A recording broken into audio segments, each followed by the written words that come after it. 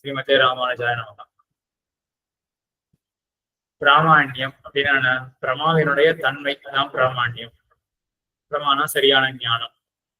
சரியான ஞானத்தினுடைய தன்மை என்னவா இருக்கும் அப்படின்னா, ஞானத்துக்கு ரெண்டு தன்மை அப்படின்னு பார்க்கலாம். அது என்ன பண்றதுன்னா, ஏதோ ஒரு பொருளை ஒரு விதமாக அறிவிக்கிறது. ஞானம்னாலே ஒரு பொருளை பற்றினது. இன்னவாறு அப்படின்னு ஒரு பொருள் விசேஷமா இருக்கும். அதுல பிரகாரமாக விசேஷமாக மற்றொன்று இருக்கும் ஞானம். ஆக ஞானம்னாலே விசேஷம் வேணும், பிரகாரம் வேணும். ஆக அந்த ஞானத்துக்கு எது பிரகாரமாக இருக்கோ, அந்த ஞானத்துக்கு எது விசேஷமாக இருக்கோ, ரெண்டு இருக்கு இல்லையா? உண்மையாகவே அந்த பிரகாரமானது விசேஷத்துல இருந்தது என்றால் அதுதான் சரியான ஞானம் அப்படின்னு நையாயிகன் ரொம்ப அழகா அந்த சரியான ஞானம்னா என்ன அப்படின்றத சொல்லி வச்சிருக்கான். இதெல்லாம் நல்லா புரிஞ்சுட்டீங்களா சித்ரா மாமி? அடியன் சுவாமி, நம்ம விசேஷனம் இல்லாத பொருளை கொண்ட ஞானம் பிரம்மம் அப்படின்னு சொல்லியிருந்தோம்ல சுவாமி லாஸ்ட் கிளாஸ்ல. ஆமா, அதாவது அந்த பிரகாரம் உண்மையாக அந்த விசேஷத்துல அந்த பிரகாரம் இல்லை என்றால் அப்படிப்பட்ட ஞானம் பிரம்மம் தான். அது அதுல ஒரு சின்ன சந்தேகம் சுவாமி. லைக் இப்போ நம்ம ஒரு கயிறை பார்த்து பாம்பு அப்படின்னு நம்ம இல்யூஷன் வருது நம்ம அப்படின்னு நினைச்சுட்டோம்னா, இப்போ நம்ம விசேஷனமே அந்த கயிறுல வளைஞ்சிருக்க தன்மை தான் நம்ம ஒரு விசேஷனமா எடுத்துட்டு இதனால அது பாம்பு அப்படின்ற மாதிரி நம்ம திங்க் பண்ணிக்கிறோம் இல்லையா? அப்போ விசேஷனம் அந்த பிரம்மத்திலயும் ஒரே மாதிரி தான் இருக்கு, பிரமாலையும் ஒரே மாதிரி தான் இருக்கு. சரி, ஆனா நீங்க அதோட மட்டும் நிறுத்தலையே. அப்ப நீங்க என்ன சொல்லிருக்கணும்? எதிரில வளைஞ்ச ஒரு பொருள் இருக்கு அப்படின்னு சொல்லியிருந்தீங்கன்னா உங்க ஞானம் சரியா இருந்திருக்கும். நீங்க அதோட நிறுத்துறீங்களா? நீங்க பாம்பு அப்படின்னு தானே சொல்றீங்க. இப்ப பாம்பு தன்மைன்றது இருக்கா எதிரில இருக்கக்கூடிய பொருள்ல? அதனால அந்த ஆஸ்பெக்ட்ல பிரம்மமா போயிட்டு நம்ம எதை வச்சு பர்சீவ் பண்றோமோ அதை எடுத்துக்காம ஆக்சுவலா அதனோட தன்மைகள் என்ன இருக்கு அப்படின்றத பார்க்கணும். இப்படி வச்சுக்கோங்க. நம்மளுடைய பர்செப்ஷன் ஏதோ ஒன்று இருக்கு இல்லையா? எதையோ ஒன்று பர்சீவ் பண்றோம், ஒரு விதமாக பர்சீவ் பண்றோம். நம்ம பர்சீவ் பண்ணக்கூடிய தன்மை எதிரில் இருக்கக்கூடிய பொருள்ல இருக்கா? இருந்தது என்றால் சரியான ஞானம். நம்ம பர்சீவ் பண்ற தன்மை எதிரில் இல்லை என்றால் தவறான ஞானம். அடியேன் சுவாமி, ஆக இப்ப இந்த ஞானமானது சரி ஸ்ரீதரன் சுவாமி. அடியனுக்கு அதுல ஒரு சந்தேகம் இருக்கு. இப்ப எதிரில் இருக்கிறது பாம்புன்னு நினைச்சிருக்கோம், கயிறை பாம்புன்னு நினைக்கிறோம். அது கயிறுன்னு தெரியற வரைக்கும் தான் அந்த ஞானம் சரியான ஞானம். அதான் பாம்புன்னு நினைச்சுட்டு இருக்கோம். அது பாம்பு எப்ப சரியான ஞானமா இருக்குன்னா, இங்கேருந்து தூரத்துலேருந்து பார்க்கும்போது அது வளைஞ்சு நெளிஞ்சு அந்த தன்மையெல்லாம் இருக்கும்போது அது நமக்கு சரியான ஞானமா இருக்கும். அது கிட்ட அப்புறம் புரியலையே. நம்ம கயிறை பாம்பு கயிற்ற பாம்புன்னு நினைக்கிறோம். அது நம்ம பாம்பு அல்ல அப்படிங்க தெரியற வரையிலும் அது சரியான ஞானமா அப்படியா? இல்ல சார், அது வரைக்கும் நம்ம அது பாம்புன்னு தான் நினைச்சிருப்போம். கிட்ட போய் பார்த்ததுக்கு அப்புறம் தான் பிரத்யக்ஷத்துல யாரோ ஆப்த வாக்கியம் சொன்ன அப்புறம் தானே அது கயிறுன்னு தெரிய போறது. அது வரைக்கும் அந்த ஞானம் சரியா தவறா? அதுவரையும் இல்லையே. அதுவரையிலும் நம்ம அது சரியான ஞானம் அப்படின்னு நினைச்சிருந்தா கூட 10 நிமிஷம் கழிச்சு ஆப்த வாக்கியம் கேட்ட பிறகு நம்ம தப்பா புரிஞ்சுட்டு இருக்கோன்றதை உணர்வோம் மாட்டோமா? உணர்வோம். ஆமா, அப்ப தப்பா புரிஞ்சுட்டு இருக்கிறோம் அப்படின்னாலே என்ன அர்த்தம்? அந்த புரிதலானது தவறு. அதான் ஏற்பட்ட புரிதலானது தவறான ஞானம். அப்ப உண்மையா தவறான ஞானம் தானே. ஏன் தவறு? ஏன் தவறு அப்படின்னா அந்த ஞானத்துல என்ன விசேஷம் எதில் இருக்கக்கூடிய பொருள். சரி சொல்லுங்க, இது பதிலே சொல்லிடுங்க. ஏன் அது தவறான ஞானமா போச்சு? ஏன்னா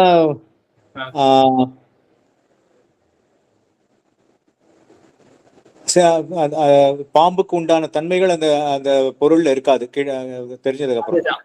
அவ்வளவுதான். சரியா? அது ஒண்ணு கொஞ்சம் சேர்த்து சொல்றோம். நம்ம பாம்பு தன்மைய இருக்குன்னு அறிஞ்சுட்டு இருக்கோம். ஏன்னா பாம்பு தன்மைதான் பிரகாரம் அந்த ஞானத்துல. எதில் இருக்கக்கூடிய பொருளை பாம்பு தன்மையை கொண்டதாக அறியணும். அப்ப எதில் இருக்கக்கூடிய பொருள் விசேஷம், எது பிரகாரம்? பாம்பு தன்மையா இருக்கிறது பிரகாரம் அப்படின்றதுதான் பிரகாரம். பாம்பு தன்மை உண்மையாக இல்லையே, ஆகையினால அந்த ஞானம் அப்புறமா அது பிரமம் அப்படின்னு ஆயிடுது. சரியா? இதே போல கயிறாக அறியறோம்னு வச்சுக்கோமே, அப்ப என்ன ஆகுது? எது விசேஷம்? கயிறு விசேஷம். எது பிரகாரம்?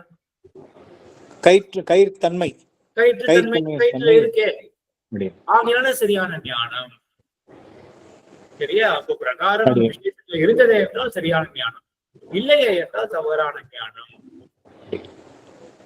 ஆக இது ஞானத்தினுடைய ஒரு தன்மையாக கூட பார்க்கலாம். ஞானம்னாலே அதுக்கு விசேஷம் பிரகாரம் அப்படின்னு இருக்கும்.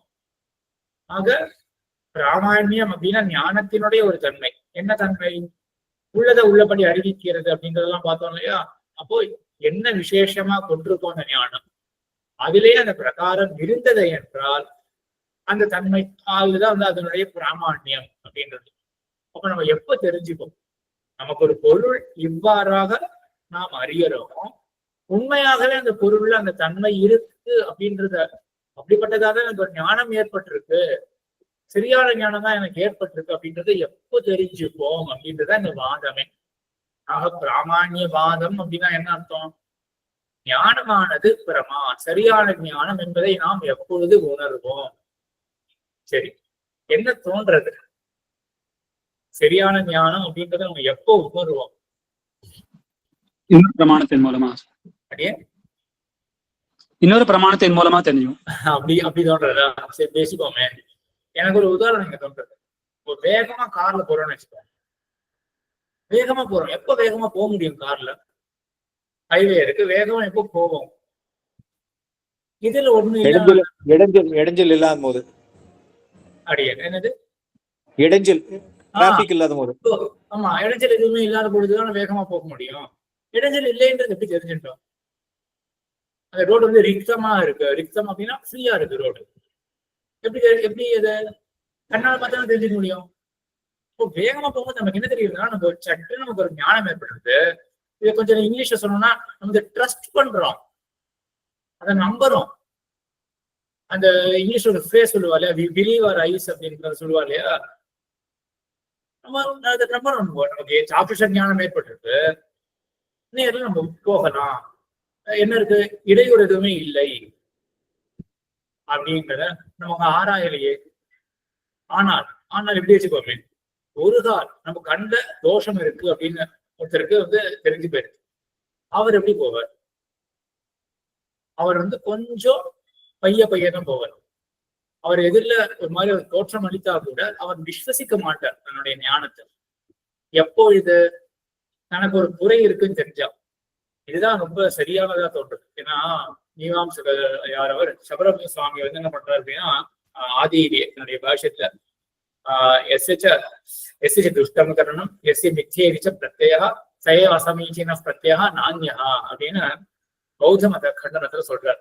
பௌத்த மதத்தை என்ன சொல்றோம் அப்படின்னா, எல்லா ஞானமே அது தவறான ஞானம் தான். இது உற்சர்கதா ஆஸ் அ ரூல் என்ன அப்படின்னா, எல்லா ஞானமும் தவறான ஞானம். அப்புறம் நம்ம என்ன பண்ணுவோம்னா, சில தடவை ஏதாவது ஞானத்தை தத்துவ பிரமாணத்தை கொண்டு சரிதான் நான் யோசிச்சேன் அப்படின்றது நம்ம தன்னடியே வரக்கூடியது அல்ல, வேறொரு விதமா நம்ம தெரிஞ்சுக்கக்கூடியது அப்படின்னு போதன் சொல்றோம். அதை இவர் சபர சுவாமி ஏத்துக்கல. அவர் என்ன சொல்றாரு அப்படின்னா, எஸ்சி துஷ்டம் கரணம் எஸ்சி மித்யேரிச்ச பிரத்யா சைவ அசமீச்சீன பிரத்யா. எப்போ நம்மளுடைய கரணம் ஞானத்தை பிரமாணம் இருக்கு இல்லையா, பார்த்தோம் இல்லையா, அறிவிக்கக்கூடிய கருவி, அது தவறு அப்படின்னு நமக்கு எப்போ தெரிஞ்சு போயிருக்கோ, அப்படி இல்லைன்னா இன்னொருத்தர் யாரோ இல்லாட்டி ஏதோ ஒரு விதத்துல நமக்கு ஏற்பட்ட ஞானமே தவறு அப்படின்னு யாராவது ஒருத்தர் சொன்னாலோ, அப்போதான் நம்ம அந்த பிரத்யம் அந்த ஞானமானது தவறு அப்படின்னு முடிவு பண்ணுவோமே ஒழிய, நம்ம விதியா உற்சர்கத்தா ரூலா என்ன பண்ணுவோம் அப்படின்னா, நம்ம ட்ரஸ்ட் பண்ணுவோம் நம்ம ஞானத்தை. இதான் முக்கியமானது இவருடைய சுத பிராமாண்யவாதம்ன்றது. என்ன அப்படின்னா, எப்போ நமக்கு ஞானம் ஏற்படுறதோ இன்ஹேரண்டாவே நம்ம என்ன பண்ணுவோம்னா ட்ரஸ்ட் பண்ணுவோம் அந்த ஞானத்தை. இப்போ சுத பிராமாண்யவாதத்துல என்ன இருக்கு, ஞானம் ஏற்பட்டிருக்கு அப்படின்றது எப்ப அறியறோமோ, அப்ப அப்பவே அந்த ஞானத்தை எவ்விதமாக அறிவோம், ஞானத்தை பற்றின ஞானம் ரெண்டா பிரிச்சு வேற பார்த்தோம் இல்லையா? எனக்கு குடஞானம் ஏற்பட்டிருக்கு அப்படின்னு நினைக்கும் பொழுது நம்ம என்ன பண்ணுவோம் அப்படின்னா சரியான ஞானம் தான் அப்படின்னு நம்ம அறிவோம் அத. சரியா? அதுதான் ஸ்வதப்பிராமாண்யவாதம். ஆக போன பாடத்துல நடந்தது எல்லாத்தையும் நல்லா மனசுல வச்சுக்கணும். நம்ம இந்த ஞானத்தை பற்றின ஞானம். சித்ராமாமி. சுவாமி, எனக்கு இந்த பரப்பிரகாஷியம் மட்டும் கொஞ்சம் ஒரு எக்ஸாம்பிள் வச்சு சொல்ல முடியுமா சுவாமி? எனக்கு கொஞ்சம் கன்ஃபியூஸ் ஆற மாதிரி இருக்கு. சரி, பரப்பிரகாஷம் வந்து கூடமே பரப்பிரகாஷம் தான். இப்படி வச்சுக்கோங்களேன். அப்பதான் பார்த்தோம், இங்கிலீஷ்ல ஒன்று பார்த்தோம், எக்ஸிஸ்டன்ஸ் அப்படின்னு ஒண்ணு பார்த்தோம். அதுக்கப்புறம் பர்செப்ஷனா ஏதோ ஒரு வார்த்தை ரியலைசேஷன். ரியலைசேஷனா சுவாமி? ரியலைசேஷன். இப்ப வந்து இப்போ குடம் இருக்கு அப்படின்றதுனாலேயே அது ரியலைஸ் பண்ணப்படுமா? அது இருக்கு அப்படின்றதுனாலேயே அது தெரிய வரும் அப்படின்னு அவசியம் கிடையாது. அது வந்து பரப்பிரகாஷம். நமக்கு ஞானம் இருந்தாதான் அப்போ அது எக்ஸிஸ்டன்ஸ் வேற, ரியலைசேஷன்ன்றது வேற. இப்போ எதுக்கு வந்து ரியலைசேஷன் எக்ஸிஸ்டன்ஸ் ரெண்டும் ஒன்னா இருக்கு அப்படின்னு பார்ப்போமே. ஞானம் ஏற்பட்டிருக்கு, யாருக்காவது வந்து ஞானம் ஏற்பட்டாச்சு, ஆனா எனக்கு தெரியல ஞானம் ஏற்பட்டிருக்கா இல்லையான்றது எனக்கு தெரியல, இல்லாட்டி அதை நான் ரியலைஸ் பண்ணாமே இருக்க அப்படின்னா யாருமே சொல்ல மாட்டேன். எதுல லேப்டாப் இருக்குன்னு தெரிய வந்துருக்கு, அதை நான் தெரிஞ்சுட்டு இருக்கேனா இல்லையா, அந்த மாதிரிலாம் யாரும் ஒன்றும் சொல்ல மாட்டேன். எதுல லேப்டாப் ஏற்பட்டிருக்கு அப்படின்னு சொல்ல மாட்டேன்னு சில பேர் சொல்லுவார், நையாயிக்காலும் சொல்லுவார். அப்படி சொல்றவர்கள் எல்லாமே பரப்பிரகாசவாதிகள். ஞானம் ஏற்பட்டாச்சு, ஆனா ஏற்பட்டாலுமே கூட எனக்கு தெரிய வரல அப்படின்றதுதான் வந்து பரப்பிரகாசம். அப்போ இந்த ஞானத்தை வந்து ஜடமா ஒரு வந்து எப்படி சொல்றது, இந்த கூடத்தினுடைய ஸ்தானத்துல ஆக்கிடுவான். ஆனா சுப்பிரகாசவாதிகளுடைய மதத்துல எப்படி இருக்கும், ஞானம் ஏற்பட்டாயிருக்கு என்றால் அது அந்த நேரத்துல நமக்கு தெரிய வந்துடும். ஞானம் இருக்கு, ஆனா நான் தெரிஞ்சுக்கல, நான் ஞானம் ஏற்பட்டிருக்கு எனக்கு அப்படின்றதுலாம் அந்த மாதிரி சொல்லவே முடியாது. அடியேன் சுவாமி. அப்போ அந்த நையாயிகால் பட்சத்துல வந்து இம்மீடியட்டா அடுத்தடுத்தே அந்த ப்ராசஸ் நடக்குமா? ஆமா ஆமா, it's always a 2-step process மாதிரி. ஆமா, கண்டிப்பா வந்து அதான் விவசாய அணு விவசாயம். முதல்ல வந்து இது கூட அப்படின்றது விவசாயம், அது ஞானம். உடனேயே அணு அப்படின்னாலே உடனேயே அணுகமனம் அப்படிலாம் சொல்றோம் இல்லையா, தொடர்ந்து போறது. உடனே என்ன ஆகும் அப்படின்னா நீங்க சொன்னதேதான், எப்பொழுதுமே அதுவும் இன்ஸ்டன்டேனியஸா நடக்கக்கூடியதுதான். என்ன பண்ணோம் அப்படின்னா உடனே நமக்கு வந்து எனக்கு கூட ஞானம் ஏற்பட்டிருக்கு அப்படின்னு சட்டுன்னு நமக்கு தெரியும். ஒரு நையாயிக மதத்துல. நம்மளுடைய மதத்துல என்ன ஆகும், இந்த சுயம் பிரகாசவாதிகள் மதத்துல நம்ம சுயம் பிரகாசவாதிகள் தான், எல்லா வேதாந்திகளும் சுயம் பிரகாசவாதிகள் தான். என்ன ஆகும், நமக்கு ஞானம் ஏற்படும் போதே அதை ரியலைஸ் பண்ணிடுறோம். அப்ப ஏற்படும் பொழுது குலத்தை பற்றி நான் அறியான் என்றேன், இந்த மாதிரிலாம் ரகசிய கிரந்தங்கள் மணிப்பிரவாள கிரந்தங்கள்லாம் பூர்வாச்சாரியர்கள் வந்து இந்த மாதிரிதான் அறியான் என்றேன் அப்படின்னு போடுவோம். இது ஒரு பிரசன்ட் கண்டினியூஸா போடுவாங்க. ஸோ அந்த ஞானத்தை ஞானம் ஏற்படும் பொழுது எனக்கு தெரிஞ்சுட்டுதான், எனக்கு தெரியாமலாம் ஞானம் எனக்குலாம் ஏற்படாது, அந்த மாதிரிலாம் இருக்காது. அதுதான் வந்து சுயம் பிரகாசவாதம். அடியேன் சுவாமி. இதுக்கு மேல எக்ஸாம்பிள்ன்றது அந்த விளக்கு தான் வச்சு பார்க்கணும். அது நம்ம நீங்களே கேள்விப்பட்டிருக்கலாம், உபன்யாசங்கள் எல்லாம் விளக்கு தான் வந்து சுயம் பிரகாசமா சொல்லுவாங்க. இந்த ஸ்தானத்துல ஞானத்தை கொண்டு வந்துடுவோம்.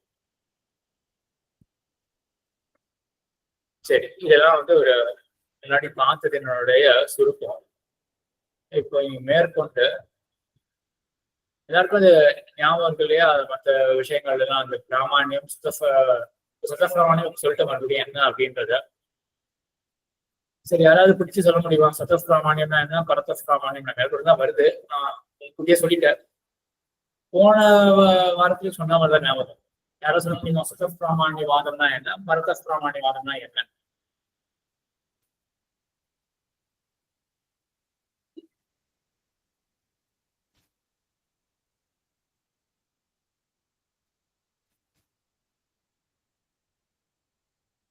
கஷ்டமா இருக்கு, சட்டுன்னு சொல்ல முடியல.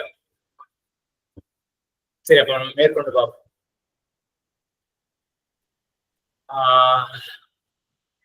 பிராபாகர மதம்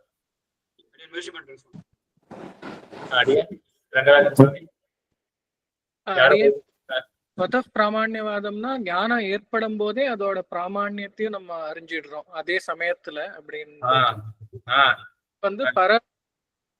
பிராமாண்யவாதம்னா எப்ப நம்மளுக்கு அது ஞானம் ஏற்படுறதோ அதுக்கு அடுத்த ஸ்டெப்பா தான் நம்மளுக்கு பிராமாண்யம் ஏற்படுறது. இல்ல பிராமாண்யத்தை அறியறோம் பிராமாண்யத்தை சரியா? நமக்கு ஞானம் ஏற்பட்டாச்சு, அதுக்கப்புறம் எனக்கு ஏற்பட்ட ஞானம் சரி அப்படின்றது அடுத்த ஸ்டெப் அப்படின்னு சொன்னா பரத பிராமாண்யவாதம். ஞானம் ஏற்படும் பொழுது என்ன சரியான ஞானம் தான் ஏற்பட்டிருக்கு அப்படின்னு நமக்கு ஒரு ரியலைசேஷன் ஏற்பட்டா அதுதான் சுத பிராமாண்யவாதம். சரி, இன்னே ஒண்ணு அந்த ஞாத்ததா அப்படிங்கறது நீங்க சொல்லி தந்துட்டேல, ஞாத்ததா அது புரியல. ஆமா, ஞாத்ததான்றது அடுத்தது வரணும். ஓகே, அது முன்னாடி சொன்ன பொண்ணு வர ஏதாவது சொன்னேன்னா அதை பத்தி போன வாரம் சொன்ன மாதிரி இருந்தது, ஆனா ஒழுங்கா புரியல அப்படின்னு இல்ல. ஐ திங்க் போன வாரம் சொல்லலன்னு நினைக்கிறேன். அது சொல்லும் போதுதான் நம்ம அந்த டிஸ்கஷன் பண்ண ஆரம்பிச்சிட்டோம். வேணுமா வேண்டாம் அப்படின்னு மறுபடியும் சரி டிஸ்கஷன் பண்ணிட்டு மறுபடியும் அதே நிலையில நிக்க வேண்டாம், இப்படியா ஞாபகத்தை பத்தி பாத்துருவோம். சரி, இந்த பிராபாகர மதத்தை போன வாரம் நல்லா பாத்துருவோம்னு நினைக்கிறேன். பிராபாகர மதம் இந்த சுயம் பிரகாச வாதம், சரியா? பிராபாகர மதம். அடுத்தது பாட்டர், இவர் ஒரு மீமாம்சகர். இவர் என்ன பண்றாரு அப்படின்னா ஞாததா அப்படின்னு ஒண்ணு சொல்றாரு. அதாவது கண்ணுக்கும் அந்த குடத்துக்கும் தொடர்பு ஏற்படாது. ஏற்பட்ட அப்புறம் அந்த குடத்துல ஒரு ஃபீச்சர் ஆட் ஆகிற மாதிரி ஒரு ஆட்ரிபியூட் ஆட் ஆகும். அதாவது என்ன ஆட் ஆகுதுன்னா ஞாததா, இந்த குடத்துக்கு நிறம் சேர்ந்தா எப்படி இருக்குமோ அந்த மாதிரி ஞாததா, அறியப்படும் தன்மை. அந்த குடத்துல அது பிரகாசியமாக ஆறுது குடம். அது பார்த்த உடனே இது வரைக்கும் எனக்கு குடம் பிரகாசிக்கல, இப்ப எனக்கு பிரகாசிக்கிறது. அப்போ எனக்கு ஏதாவது ஒண்ணு ஏற்பட்டிருக்கணும், எனக்கும் அது குடத்துக்கும் ஏதோ ஒரு தொடர்பு. என்னன்னா அந்த குடத்தை பத்தி நான் தெரிஞ்சுட்டு இருக்கேன் அப்படின்னு ஞானத்தையும் அனுமானம் பண்றான். ஞானதா அப்படின்ற லிங்கத்தை கொண்டு இவன் ஞானத்தை அனுமானம் பண்றான். கஷ்டம்னு நினைக்கிறேன். ஒரு சின்ன பரீட்சை விட அனுமானம் சொன்னேன் இல்லையா? அனுமானம்னாலே பக்ஷம் சாத்தியம் ஹேத்து சொல்லணும். இங்க என்ன பக்ஷம் சாத்தியம் ஹேத்து இருக்கலாம்?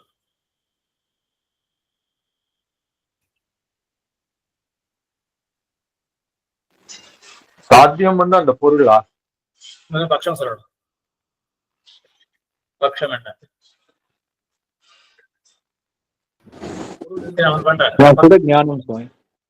பக்ஷத்தை பிக்ஸ் பண்ணிடுறான். பொண்ணு சொல்லுவோம் வேண்டாம். குடம் தான் பக்ஷம். குடம் இருக்கு இல்லையா? ஆமா, குடம் பக்ஷமா சரி, குடம் தான் பக்ஷம். குடத்தில் ஞாததா என்கிற தன்மை உள்ளது. அது நம்ம கண்ணுக்கே தெரியறது. இப்போ எக்ஸ்ட்ராவா அந்த ஜொலிக்கிறது, அந்த ஒரு சுவிட்ச் போட்டா க்ளோ ஆகுது இல்லையா? அந்த மாதிரி இருக்கும். அந்த க்ளோ நமக்கு தெரிஞ்சிட்டோம். ஞாததா ஹேத்து. இங்க சரி, அப்போ அந்த குடத்துல ஞாததா இருக்கு. அப்ப இந்த குடத்துல அடுத்தது நம்ம என்ன அனுமானம் பண்றோம்? என்னால் அறியப்பட்டது, குடம் என்னால் அறியப்பட்டது ஞானத்துக்கு விஷயம் அப்படின்னு அனுமானம் பண்றோம். சரி, அப்ப ஞானதா அப்படின்னு ஒண்ணு அந்த குடத்துல சேர்ந்துருக்கு. ஞானத்துக்கு விஷயம் சரி இன்னும் சொல்லணும். இல்ல நான் கன்ஃபியூஸ் பண்ணிட்டேன். சாஸ்திர தீபிகையில நம்மளே தான் பட்சமா வச்சுக்கணும். நம்மளே பட்சமா வச்சுக்கணும். நான் பட்சம், சரியா? நான் பட்சம். என்னிடத்துல நாம என்ன சாதிக்கணும் அப்படின்னா, என்ன சாதிக்கலாம் என்னிடத்துல? குட ஞானம் இருக்குன்றது. குட ஞானத்தை சாதிக்கணும். நான் பட்சம், குட ஞானம் சாதிக்கப்பட வேண்டியது என்னிடத்துல இல்லையே. முன்னாடி சொன்னதான் சரி, அதான் சரியா வரும். குடத்தை பட்சமா வச்சுட்டு அப்பதான் சாதிக்க முடியும். குடத்தை பட்சமா வச்சுட்டு குடத்துல என்ன இருக்கு? அந்த ஒரு பிரகாசம் ஏற்படுறது, ஞாததா அப்படின்ற ஒரு பிரகாசம் ஏற்படுறது. அது ஏற்படுறதுனால குடத்துல என்ன இருக்கு அப்படின்னா ஞானத்துக்கு விஷயமாகக்கூடிய தன்மை இருக்கு. சரியா? ஞானத்துக்கு விஷயமாக இருக்கக்கூடிய தன்மை அப்படின்னு. ஆக இந்த விதத்துல, அதாவது அவன் எந்த மாதிரி பாதையில போறான் அப்படின்னா, இது வரைக்கும் அந்த கூட்டத்துல ஒரு எப்படி சொல்லலாம், ஒரு க்ளோ ஆகிற மாதிரி ஏதாவது சப்ஸ்டன்ஸ் இருக்கா? சரி இப்படி வச்சுக்கோங்க. ஸ்க்ரீன் சேவர் வச்சுக்கோங்க. லேப்டாப் இருக்கு, அவங்க வந்து ஸ்க்ரீன் சேவர் வந்து பிளாங்க் ஸ்க்ரீன், அதான் ஸ்க்ரீன் சேவர் அப்படின்னு வச்சுக்கோங்க. திடீர்னு வந்து என்ன பண்றதுன்னா அது ஸ்க்ரீன் சேவர் இல்லாம டெஸ்க்டாப் வந்து விசிபிளாக ஜொலிக்கிறது. அப்ப அது ஜொலிச்ச உடனே நம்ம என்ன பண்றோம், அதை கொண்டு நம்ம ஏதாவது அனுமானம் பண்றோம். சரி, இந்த லேப்டாப்ல ஏதோ ஒரு ஆப்ரேஷன் நடந்திருக்கு, அந்த மாதிரி தான் குடத்தை பார்த்தோம்னா என்ன பண்றோம், ஜொலிக்கிறது அந்த குடம், பிரகாசமா இருக்குது இந்த குடமானது. அப்போ இதோட ஆயிருக்கு இந்த குடத்துல என்ன ஆயிருக்கு அப்படின்னா என்னுடைய ஞானத்துக்கு விஷயமாக ஆயிருக்கு. ஆக இந்த குடமானது இந்த ஞானத்துக்கு விஷயமாக ஆயிருக்கு. இதுதான் வந்து அனுமான பிரயோகம். யாத்ததாங்கிறது அப்புறம் சமவாய சம்பந்தத்தோட அந்த குடத்துல இருக்கு அப்படின்னு சொல்லலாமா? மறுபடியும் சொல்லுங்க. இது யாத்ததாங்கிறது அந்த குடத்துல சமவாய சம்பந்தத்தோட இருக்கு. ரொம்ப கரெக்ட், சரியா, ரொம்ப கரெக்ட். இந்த மாதிரி நையாயிக்கனுடைய அந்த பரிபாஷையில இப்படிதான் யோசிக்கும். ஞாத்ததா அப்படின்றது வந்து இது மீமாம்சகன் வந்து இது ஒத்துக்கு போறது கிடையாது, சமவாய சம்பந்தத்தோட இருக்கு அப்படின்றது அவனுக்கு. ஆனா யோசிக்கிறது இப்படிதான் யோசிக்கணும். இப்ப ஏதோ ஒரு ரூபம் எப்படி சமவாய சம்பந்தத்தோட அந்த கூடத்துல இருக்கும், அந்த மாதிரி அந்த ஞாபகத்தை அப்படின்றது அது ஒரு ஃபீச்சர் இப்போ இந்த கூடத்துல வந்து சேர்ந்துருக்கு. இந்த சமவாய சம்பந்தத்தை அவன் ஒத்துக்கிறதுலாம் கிடையாது, மீமாம்சகர் ஒத்துக்கப்படுறது கிடையாது. ஆனா யோசிக்கிறது அவன் வேற ஏதாவது ஒன்று சொல்லுவான். இது ஒரு விதத்தை அந்த கூடத்துல வந்து சேர்ந்துருக்கு அப்படின்னு. சுவாமி, இப்ப அங்க குடத்துல ஏதோ ஜொலிக்கிறதுன்னு சொன்னேன். குடத்துல கேக்கலையா? குடத்துல ஜொலிக்கிறதுன்னு சொன்னேன். அந்த ஜொலிப்பு வந்து என்னமோ ஆயிருக்கு அப்படின்னு தெரிஞ்சு எனக்கு ஞானம் ஏற்பட்டது அப்படின்னு சொன்னேன். இப்ப நானும் குடத்தை பாக்குறேன், தேவரீரும் குடத்தை பாக்குறேன். தேவரீருக்கு ஞானம் வந்திருக்கு, எனக்கு வரல. அப்படின்னா குடத்துல ஜொலித்துதா நிஜமாவே, இல்ல என் மனசுல என் ஞானத்துல ஒழிச்சுதா?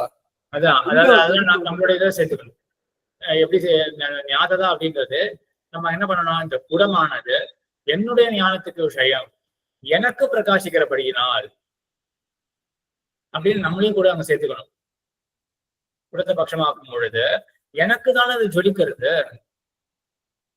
அப்போ எனக்கும் அதுக்கு இதை சம்மந்தம் ஏற்பட்டிருக்கு, என்னுடைய ஞானத்துக்கு அந்த குடமானது விஷயமாக இருக்கு. சரி, அப்ப தேவருக்கு மாத்திரம் அது பட்சம்னு சொல்லணுமா? எனக்கு ஏற்படும் பொழுதுதான் அது பட்சமா? இந்த குடத்தை பட்சமா வச்சுட்டு நான் என்ன சாதிக்க போறேன், என்னுடைய ஞானத்துக்கு விஷயம் ஒன்றையும் சாதிக்கிறேன், ஒரு தப்பும் கிடையாது.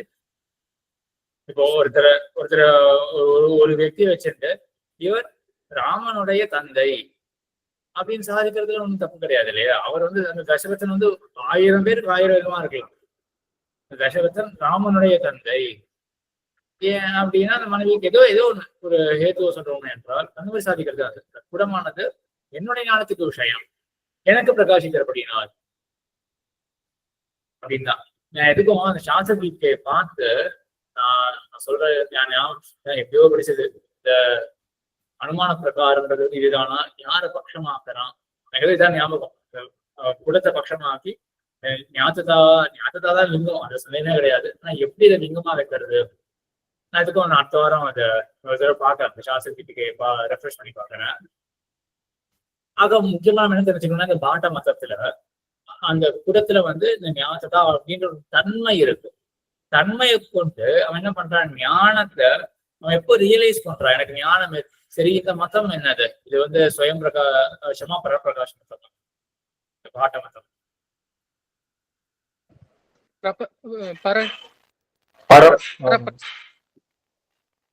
எப்படி சொல்லலாம், ஏன்னா அனுமானம் பண்றோம் இல்லையா? அப்ப என்ன இருக்கு, முதல்ல கண்ணுக்கும் அந்த குடத்துக்கும் தொடர்பு ஏற்பட்டாச்சு, அப்பவே ஆத்மான ஞானம் ஏற்பட்டுடும். ஆனா அப்போ ரியலைஸ் பண்றோமா, அப்போ பண்ணல. அதுக்கப்புறம் அந்த குடத்துல இருக்கக்கூடிய பிரகாசத்தை பார்த்து அப்புறம் தான் ரியலைஸ் பண்றோம் என்னது, எனக்கு ஞானம் ஏற்பட்டிருக்கு அப்படிங்கிறத ரியலைஸ் பண்றோம். அதனால இது பரப்பிரகாச மதம். ஆனால் சரி, இது பரப்பிரகாச மதம். இது வந்து ஒரு மதம் இருக்கு, இந்த ஞானதா அப்படின்ற மதம். அடுத்தது இந்த மிஸ்ர மதம். இந்த மிஸ்ர மதமும் நையாயிக மதமும் ரெண்டும் ஒரே மதம் தான். இதை பார்த்து தரணும். விவசாயம், அணு விவசாயம் அப்படின்னு பார்த்தோம் இல்லையா? முதல்ல குடத்தை பற்றின ஞானம், சரியா, அது விவசாயம். அணு விவசாயம் உடனே இன்ஸ்டன்டேனியஸா உடனே தொடர்ந்து ஏற்படக்கூடியது என்ன ஞானம், அந்த ஞானத்தை பற்றின ஞானம். அந்த ஞானத்தை பற்றின ஞானம் எனக்கு ஞானம் ஏற்பட்டிருக்கு, இந்த ஞானம் எனக்கு ஏற்பட்டிருக்கு அப்படின்னு எப்படியோ என்னை விசேஷமாக கொண்டு, இல்லாட்டி அந்த ஞானத்தை விசேஷமாக கொண்டு அந்த ஞானத்தை பற்றின ஞானம். இதுதான் மிஸ்ர மதத்துக்கு. சரியா? நையாயிக மதமும் மிஸ்ர மதமும் ஒண்ணுதான். ஆனால் இதுக்கப்புறம் நம்ம இப்ப நம்ம என்ன பார்த்திருக்கோம் இது வரைக்கும்னா, ஞானம் அப்படின்றது ஒண்ணு ஏற்படுறது, அதுக்கு பிறகு ஞானத்தை பற்றின மற்றொரு ஞானமா இல்லையா அப்படின்றதுதான். இதுல ஸ்வயம் பிரகாசத்துல ஒரே ஸ்டெப் தான், ஞானம் முடிஞ்சு போச்சு. பரப்பிரகாச மதத்துலதான் ஞானத்தை பற்றின ஞானம். அதுல ஆட்ட மதத்துல என்ன ஆகுது, அது ஒரு அனுமானமா போறது. இந்த ரியலைசேஷனே ஒரு இன்ஃபரன்ஸ் ரூபமா இருக்கு, இன்ஃபரன்ஸ் வடிவமா இருக்கு. இவனுடைய மதத்துல என்ன ஆகுது, இந்த மிஸ்ரர் மதத்துல, அவரோட மதத்துல, அதே போல நையாயிக்கனுடைய மதத்துல என்ன மாறுது அப்படி என்ன ஆகுதுன்னா, மானச பிரத்யக்ஷம் அப்படின்னு சொல்லுவாங்க. அது ரொம்ப டேர்ம்ஸ் எல்லாம் போக வேண்டாம். முதல்ல கூட ஞானம், அதுக்கப்புறம் எனக்கு கூட ஞானம் ஏற்பட்டிருக்கு அப்படின்னு இன்னொரு, அதுவும் ஒரு பிரத்யக்ஷம் தான். அவனே ஒரு மாதிரி பிரத்யட்சமா தன்னுக்கு ஏற்பட ஒரு தன்மையை ரியலைஸ் பண்றான். மனசால ஏற்படக்கூடிய பிரத்யக்ஷம். சரி, இப்போ இதற்கு மேற்கொண்டு இப்ப நம்ம சுத்தப்பிரமாணியத்தை பத்தி பார்ப்போம். சதா ஞானம் அறியப்படும் பொழுதே அதனுடைய பிராமான்யமும் அறியப்படும். இதான் சுத்தப்பிரமாணியவாதம். இது ஏற்கனவே பார்த்தாச்சுன்னு தோன்றது. சரியா? இப்போ இந்த பிராபாகரருடைய மதத்துல என்ன இருக்கு, ஞானம் ஸ்வயம் பிரகாசமா. பிராபாகரன் மதம், அதே போல இந்த வேதாந்திகளுடைய மதம், இந்த இவ்வளவு மதங்களை சொன்னா இவ்வளவு எத்தனை மதம்னு சொல்லல, 4 மதம் தான். பிராபாகரன், பாட்டர், மிஸ்ரர், நையாயிகர் ரெண்டும் சேர்ந்து ஒரே மதம் தான் எடுத்து, அப்புறம் வேதாந்தி, எல்லாம் வேதாந்திகள். இந்த ராமா எம்பெருமானாரா இருக்கட்டும், இல்லாட்டி அத்வைதிகளா இருக்கட்டும், யாரா இருந்தா. சரியா? இந்த 4 பேர் என்ன பண்றா, முதல்ல இந்த பிராபாகர மதம். இந்த பிராபாகர மதம் வேதாந்த மதமும் ஒண்ணுதான், வேதாந்திகளுடைய மதம். ஞானமானது ஸ்வயம் பிரகாசம் அப்படின்றது. சரி, இந்த ஞானம் ஸ்வயம் பிரகாசமா இருக்கு. உண்டாகும் பொழுது, ஆக ஞானம் உண்டாகும் பொழுது என்ன ஆகுது, அது அறியப்படும், அதனுடைய பிராமான்யமும் அறியப்படும். அப்போ எக்ஸிஸ்டன்ஸ் அப்புறம் ரியலைசேஷன் 2 ஸ்டெப் கிடையாது. ஏற்படும் பொழுது, எக்ஸிஸ்ட் ஆகும் பொழுது என்னது, ஞானம் ஏற்பட்டாச்சு அப்படின்னு அறிஞ்சிடுவோம். அத்தோடு மட்டும் நிக்க மாட்டோம், அது சரியான ஞானம் தான் அப்படின்னு அறிந்து விடுவோம். சரியா? அப்ப இங்க என்ன இருக்கு, இதுல ஸ்வதப்பிராமான்யவாதமும் கலந்துருக்கு, ஸ்வயம் பிரகாசவாதமும் கலந்துருக்கு. பிராபாகர மதத்துல வேதாந்தின்னு போடலைங்க, கூட சேர்த்துக்கோங்க. இது வேதாந்தி மதமும் எம்பெருமானார் மதமும் வேதம். சரி, அடுத்தது பாட்டர் மதத்துல ஞாததா அப்படின்றது இந்த கூடத்துல ஏற்படக்கூடிய தன்மை, அது லிங்கமாக இருக்கு. லிங்கம்னா என்ன? இது ஹேத்துன்னு சொல்லலாமா சுவாமி? ஹேத்து, லிங்கம்னா ஹேத்து. அப்ப அதே ஒரு ஹேத்துவாக கொண்டு போய் ஏதோ சாதிக்க போறோம். என்ன சாதிக்க போடுறோம், நம்ம ஞானத்தை சாதிக்க போறோம். அப்ப அதை லிங்கமாக கொண்டு ஞானம் அறியப்படும். அனுமானிக்கும் பொழுதே என்ன ஆகுதுன்னா, பிரமா என்றுதான் அனுமானிப்போம். ஒரு ஞானம் ஏற்பட்டுன்னு ரியலைஸ் பண்றோம் இல்லையா, இன்ஃபரன்ஸ் ரூபமாக ரியலைஸ் பண்றோம். இன்ஃபர் பண்ணும் பொழுது சரியான ஞானம் தான் அப்படின்னு ரியலைஸ் பண்ணிடுவோம். இது பாட்டருடைய மதம். இஸ்ரருடைய மதம் என்ன, இது அனுவியவசாயம் அப்படின்னு. நையாயிக மதத்துல இதேதான். இப்போ கூட ஞானம் ஏற்படும். அப்போ அந்த குடஞானத்துக்கு பிறகு எனக்கு குடஞானம் ஏற்பட்டிருக்கு அப்படின்னப்போ மனசால ரியலைஸ் பண்ண. அப்புறம் சுத்த பிராமான்யவாதத்தை எப்படி சேர்க்காதீங்க, ரியலைஸ் பண்ணும் போதே பரமா அப்படின்னு ரியலைஸ் பண்றோம். ஆக இது எல்லாமே சுத்த பிராமான்யவாதம். இதனுடைய சந்தர்ப்பம் இதான். ஞானத்தை அறியும் பொழுது அதின் விஷயத்தையும் அறிய வேண்டாம். சரி, இந்த 3 பேரும் ஏன் மாதிரி சொல்றா, சுத்த பிராமான்யவாதத்தை ஏன் பின்பற்றுகிறார்கள் என்றால், ஞானம்ன்றதை நாம் அறியும் பொழுதே வெறும் ஞானம் அப்படின்னு அறிய முடியுமா, அது அந்த விஷயத்தை பற்றினது அப்படின்னு அந்த விஷயத்தையும் அறிஞ்சேதான் ஆகணும். விஷயத்தை இப்ப நான் அறிந்தேன் என்று வெறுமனே சொல்ல முடியாது. குடத்தை என்ன வேண்டும், என்ன வேண்டும் என்று சொல்ல வேண்டும். சரியா? என்ன வேண்டும் அப்படின்றது தமிழுக்கு அர்த்தம், என்று சொல்ல வேண்டும் அப்படின்னு அர்த்தம். ஆக எதிர்ப்பு உள்ளவர், எதிரில் உள்ள அப்படின்னு இருக்கணும். ஆக எதிரில் உள்ள குடத்தை குடம் என்று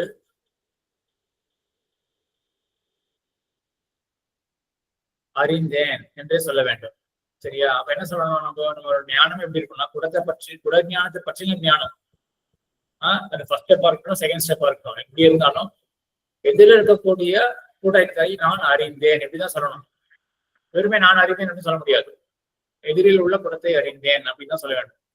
எதிரில் உள்ள பொருளில் குடத்தன்மை இல்லை என்றதில் பிரமாணம் இல்லை. இப்ப என்ன இருக்குன்னா, எதிரில் இருக்கக்கூடிய அந்த பொருளை நான் அறிந்தேன் அப்படின்றது இல்லையா? ஓ, இந்த ஞானம் தவறானது அப்படின்னு எப்படி நம்ம தெரிஞ்சுக்க முடியும்? எதிரில குடத்தன்மையே இல்லை அப்படின்னு வச்சுக்கோங்க. அப்பதான் நமக்கு ஏற்ற ஞானம் தவறு அப்படின்னு சொல்ல முடியும். இங்க ஏதாவது நமக்கு எதிரில குடம் அப்படின்ற தோற்றம் அடிக்கிறது, ஆனா குடத்தன்மையே கிடையாது அப்படின்ற மாதிரி நமக்கு ஏதாவது பர்செப்ஷன் இருக்கா? நம்ம என்ன பர்சீவ் பண்றோம்? குடம் இருக்கு அப்படின்ற இது மட்டும் தான் பர்சீவ் பண்றோம். அந்த நமக்கு ஏற்பட்ட பர்செப்ஷனை நம்ம எப்படி பர்சீவ் பண்றோம்? எதிரில் இருக்கக்கூடியத குடமாக அறிவிக்கக்கூடியதாக இருக்கு அப்படின்றது மட்டும் தான் பர்சீவ் பண்றோம். ஆக எதிரில் குடத்தன்மை இல்லை அப்படின்னு சொன்னா ஒரு கால் வேற ஏதாவது விதமா நம்ம தெரிஞ்சிட்டோமே என்றால், அப்ப நமக்கு என்ன ஆயிருக்கும்? இந்த ஞானமானது தப்பு. ஏன் தப்பு? எதிரில குடத்தன்மை இல்லை, ஆனா இந்த ஞானம் என்ன பண்றது, எனக்கு எதிரில் இருக்கக்கூடிய பொருளை குடத்தன்மையை கொண்டதாக அந்த மாதிரி எனக்கு ஒரு தோற்றம் கொடுக்கறது. சொன்னது புரியுறதா என்னன்னு? நானும் இங்கிலீஷ்ல இருக்கிறத படிக்கிறேன், அது இன்னும் கொஞ்சம் சுலபமா இருக்கும் தோன்றது. When you know about a knowledge, you will have to know about the விஷயம் of the knowledge. You cannot perceive pot knowledge without knowing that the knowledge is about the pot. சரியா? உண்மையாவே நம்ம குடத்தை பத்தி அறிஞ்சுட்டு இருக்கோம். கண்ணோட அந்த குடத்தோட ஒரு சம்பந்தம் ஏற்பட்டிருக்கு. நம்ம அந்த குட ஞானம் அப்படிங்கறத நம்ம பர்சீவ் பண்ண போறோம் அடுத்தது. ஆனா பர்சீவ் பண்ணும்பொழுது அந்த ஞானத்தை மட்டும் நான் தெரிஞ்சுக்கிறேன், அந்த ஞானமானது குடத்தை பற்றி அப்படின்றத விட்டுடுறேன் அப்படின்னு சொல்ல முடியாது. சோ நம்ம என்ன பண்ணணும்? குடத்தை பற்றின ஞானம் அப்படிங்கிறத நம்ம பர்சீவ் பண்ண போறோம் இந்த ஞானத்தை. Once you know that the knowledge is about the pot, it means that you have perceived the knowledge to be a correct knowledge, as there is nothing to show that the potness is not present in the object in front. Oh, எப்படி சொல்லுறது? சரி, பேசுவோமே. பிராமான்யம் அப்படின்றது பிரமாவினுடைய தன்மை. இதை மட்டும் யாராவது எக்ஸாக்டா என்ன தன்மை, அதாவது எப்படி நான் எதிர்பார்க்கிறேன் அப்படின்னா, குடத்தினுடைய ஒரு தன்மை வடிவம்னு என்ன சொல்லுவீங்க? அதனுடைய அசாதாரண தர்மம்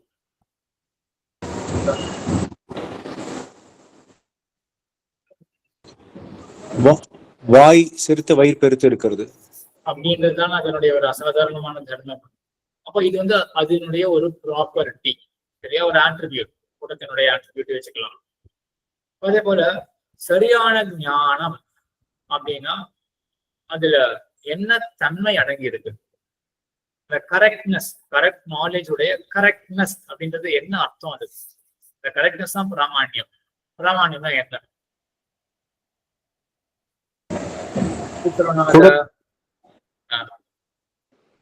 குடத்தை குடமாக காட்டும் தன்மை. குடத்தை குடமாக காட்டும் அப்படின்றது இருக்கு இல்லையா? இப்போ எப்படி வச்சுக்கலாம் அப்படின்னா, அந்த குடத்தன்மையை கொண்ட பொருள் அதை பற்றி இருக்கு. விசேஷம் என்ன இருக்கு? குடத்தன்மையை கொண்டதை விசேஷமாக கொண்டிருக்கு ஞானம். அதே போல எதை பிரகாரமாக அந்த ஞானம் கொண்டு இருக்கு? குடத்தன்மையை கொண்டு இருக்கு. சரியா?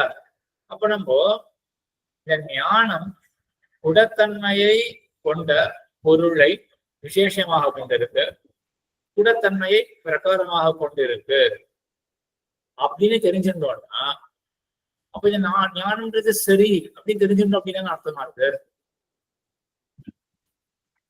அதாவது அர்த்தம் சொல்றேன்.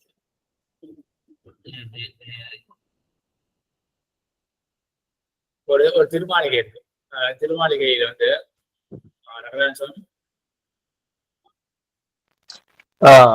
ஐயன் சுவாமி, இந்த இது இப்போ ஒரு பாம்பை பார்த்து கயிறை பார்த்து பாம்புன்னு நினைச்சுக்கிறோம்னு வச்சுக்கோங்க. அதுல வந்து முதல்ல நம்மளுக்கு வர ஸ்வத பிராமான்யம் படி, அந்த வாதம் படி ஃபர்ஸ்ட் நம்மளுக்கு கயிறுன்னு அந்த ஞானம் வருது. அது வந்து பிராமான்யம் தான் இல்லையா? அது அது வந்து சரியான ஞானம் அப்படின்னு சொல்ல வரல. ஆனா ஸ்வத பிராமான்ய வாதத்தின்படி என்ன ஆகும் அப்படின்னா, ஏற்பட்ட ஞானம் இருக்கு இல்லையா, அதை நம்ம ஃபர்ஸ்ட் எடுத்த உடனே நம்ம சரி அப்படின்னு தான் நினைச்சுப்போம். என்ன ஞானம் ஏற்பட்டாலும் நம்ம அதை சரியான ஞானம் அப்படின்னு தான் எடுத்துப்போம். சரியா? அதான் சுத்த பிராமான்யம். இது வந்து இல்யூஷன். இது வந்து தப்பான ஞானம்ன்றது லேட்டர் தான் தெரியும். அது வந்து அதுக்கு நம்ம இன்னும் வரல. நம்ம ஃபர்ஸ்ட் ஸ்வத பிராமான்யம்னா ஃபர்ஸ்ட் ஸ்டெப்ல நம்மளுக்கு வந்து புரிஞ்சது வந்து இது வந்து பிராமான்யம் அப்படின்னு தான் புரிஞ்சது.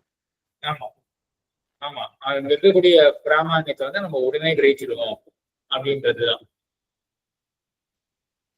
அதாவது அது கொஞ்சம் ஒரு அடுத்த ஸ்டெப் வச்சுக்கோங்க. அது கொஞ்சம் ஒரு காம்ப்ளெக்சிட்டி அதிகம். இப்ப நம்ம என்ன பண்ணுவோம்னா, இப்போதைக்கு என்ன பண்ணுவோம் அப்படின்னா, இல்யூஷனை விட்டுடுவோம். இல்யூஷனை விட்டுட்டு சரியான ஞானத்துல மட்டும் கான்சென்ட்ரேட் பண்ணுவோம். சரியான ஞானத்தை மட்டும் உதாரணமாக எடுத்துக்கொண்டு, அந்த ஞானம் சரியான ஞானம். சோ அதுல இருக்கக்கூடிய அந்த கரெக்ட்னஸ் நம்ம எப்போ அறிஞ்சிக்கிறோம் அப்படின்றது மட்டும் இப்ப ஸ்கோப்பா வச்சிருக்கோம். சரியா? சுத்த பிராமான்யவாதம் என்ன சொல்றது, அந்த ஞானத்தை நம்ம பர்சீவ் பண்ணும் பொழுது அதனுடைய கரெக்ட்னஸையும் பர்சீவ் பண்ணிடுவோம். அது எப்படி எஸ்டாப்ளிஷ் பண்றாங்க சுத்த பிராமான்யவாதிகள் அப்படின்னா, வச்சுக்கோமே, அதான் அப்ப what is mean by the correctness, what is mean by correctness of the ஞானம். சரியா? அப்ப அந்த ஞானத்தினுடைய கரெக்ட்னஸ் என்ன அப்படின்றது தெரிஞ்சுக்கிட்டோம்னா, அப்ப நான் கரெக்ட்னஸ் பர்சீவ் பண்ணிட்டேன் அப்படின்னு சொல்லலாம். ஒரு திருமாளிகை இருக்கு. அந்த திருமாளிகையினுடைய சரி வச்சுக்கோங்க, ஒரு சுவாமி இருக்கார். அவர் வந்து பஞ்சசம்ஸ்காரம் பண்றாரு. சரியா? இந்த திருமாளிகள் யார் பஞ்சசம்ஸ்காரம் பண்ணுவா அப்படின்னா, இன்னொரு சுவாமியுடைய குமாரன். அவர்தான் பஞ்சசம்ஸ்காரம் பண்ணுவார் அப்படின்றது. சோ அவர் பஞ்சசம்ஸ்காரம் பண்றதே என்ன மாதிரி தன்மை அப்படின்னா, இன்னாருடைய குமாரராக இருக்கிறது அதுவேதான் அப்படின்னு வச்சுக்கோங்க. இன்னாருடைய குமாரராக இருக்கிறது தான் அவருடைய இந்த பஞ்சம் எப்படி வச்சுக்கோங்க. பஞ்சசம்ஸ்காரம் பண்ணக்கூடிய யோக்கியத்துவம், இது நல்லா சுலபமாயிடும். பஞ்சசம்ஸ்காரம் பண்ணக்கூடிய யோக்கியத்துவம் அப்படின்னா என்ன அப்படின்னா, இன்னாருடைய குமாரராக இருக்கிறது தான் அப்படின்றது வச்சுக்கோங்க. இது நல்ல உதாரணம் அப்படின்னு தோன்றது. பஞ்சசம்ஸ்காரம் இது நம்ம ரொம்ப நம்ம இந்த சம்பிரதாயத்தை வந்து ரொம்ப ஒரு நமக்கு எல்லாம் தெரிஞ்ச ஒரு உதாரணமாக கூட ஆயிடும். அப்போ பஞ்சசம்ஸ்காரம் பண்ணக்கூடிய யோகியத்துவம் அப்படின்னாலே இந்த லீனியஸ்ல வருதோ, இல்லாட்டி இந்த மடத்துல இந்த ஆசிரமத்துல இருக்கிறதோ, இதான் பஞ்சசம்ஸ்காரம் பண்ணக்கூடிய யோகியத்துவம் அப்படின்னு. இப்போ ஒருத்தரை வந்து நம்ம அறியறோம். யோகியத்துவம் எல்லாருக்கும் புரியும் நினைக்கிறேன். அதிகாரம் அப்படின்ற மாதிரி. அப்ப இன்னார் வந்து இந்த லீனியஸ்ல இருக்கார் அப்படின்னா, நம்ம அவருடைய யோகியத்துவத்தை அறிந்தது அப்படின்னு தன்னுடைய ஆயிடும்ல. ஏன்? ஏன்னா அந்த லீனியஸ்ல இருக்கிறது தான் அந்த யோகியத்துவமே. இது புரிஞ்சிருக்கும்னு நினைக்கிறேன். ஸோ அதே மாதிரி இப்ப என்ன ஆகுது, இப்ப ஞான அந்த பிரமானுடைய கரெக்ட்னஸ் அப்படின்றது என்ன, பிராமான்யம் அப்படின்றது என்ன அப்படின்னா, எதிரில அந்த ஒரு தன்மையை கொண்ட பொருள் அதை இந்த தன்மையை கொண்டதாக அறிவிக்கக்கூடிய அந்த தன்மை, அப்படி ஒரு ப்ராப்பர்ட்டி இருக்கு இல்லையா, அதுதான் ஞானத்தினுடைய பிராமான்யம். ஸோ நம்ம ஞானத்தை பர்சீவ் பண்ணோம்னா, அப்போ அது விஷயம் இல்லாமலாம் பர்சீவ் பண்ண மாட்டோம். எனக்கு ஞானம் ஏற்பட்டிருக்கு அப்படின்னு சொல்லுவோம். இப்ப நீங்க யோசிச்சு பாருங்க, எனக்கு ஞானம் ஏற்பட்டிருக்கு அப்படின்னு அதோட நம்ம நிக்க மாட்டோம். எதை பற்றின ஞானம்? இந்த குட ஞானத்தை உதாரணமாக எடுப்போம். எதை பற்றின ஞானம்? எப்படி பர்சீவ் பண்ணுவோம் நம்ம? குடத்தை பற்றிய ஞானம். குடத்தை பற்றின ஞானம். சரி, அப்போ குடமானது விசேஷமாக ஆயிடுது. சரி, எவ்விதமாக நம்ம அறிஞ்சிட்டு இருக்கோம் குடத்தை? அந்த குடத்தை வந்து குடத்தன்மையோட இருக்குன்றது அறிஞ்சுக்கிறோம். சரி, வந்துட்டு இதான் பிராமான்யமே. இந்த ஞானமானது என்ன பண்றதுன்னா, எனக்கு குடத்தை குடத்தன்மை கொண்டதாக அறிவிக்கிறது அப்படின்ற மாதிரி அந்த ஞானத்தை நம்ம பர்சீவ் பண்ணணும். சரியா? அதனால என்ன இருக்கு அப்படின்னா இதுதான் சதப்பிராமாண்யவாதம். ஆக என்ன பண்றோம்னா நம்ம வந்து அந்த ஞானத்தை பர்சீவ் பண்ணும் பொழுது அது குடத்தை பற்றின ஞானம், குடத்தன்மையை கொண்டதாக அறிவிக்கிறது குடத்தை அப்படின்னு எல்லாமே முடிஞ்சு போச்சு. ஸோ அந்த ஞானம் வந்து சரியான ஞானம் அப்படின்னு நம்ம பர்சீவே பண்றோம். சரியா? இதான் அந்த சதப்பிரமாணியவாதிகளுடைய சாரமான கருத்து. கொஞ்சம் கஷ்டமா இருக்கலாம், அப்படின்னு ஒரு தடவை கேட்டா சொல்ல மாட்டேன்.